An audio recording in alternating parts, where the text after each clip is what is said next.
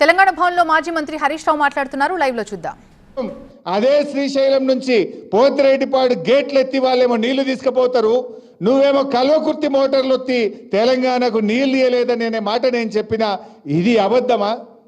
ఇవాళ కన్నెపల్లిలో దాదాపు 1,00,000 క్యూసెక్కుల నీళ్లు గోదావరిలో ప్రవహిస్తున్నాయని చెప్పిన ఈ విషయం అబద్ధమా? ఏది అబద్ధం? పాలన చేతగాక మోటార్లు ఎత్తి నీళ్ళు ఇయ్య చేతగాక ఇవాళ అబద్ధము అనే ఒక పిచ్చి మాటలు మాట్లాడుతూ ఉన్నారు. దమ్ముంటే బహిరంగ చర్చకు రా, ఏడ మాట్లాడదామో మాట్లాడదాం. 1,00,000 క్యూసెక్కులు గోదావరిలో వారేది నిజం కాదా? పోతిరెడ్డిపాడు గేట్లు ఎత్తి ఆంధ్రోడు నీళ్లు తీసుకుపోయేది నిజం కాదా? ఇలా నువ్వు కల్వకుర్తి మోటార్లు ఎత్తక మా నాగర్ కర్నూలు జిల్లాను నువ్వు ఆగం చేస్తున్నది నిజం కాదా? ఆంధ్ర వాళ్ళు కృష్ణానదిలో అధికంగా నీళ్లు తీసుకుపోతుంటే గుడ్లప్పగించుకొని చూసి తెలంగాణకు అన్యాయం చేసింది నిజం కాదా? ఇట్లా చెప్పుకుంటూ పోతే చాలా విషయాలు ఉన్నాయి.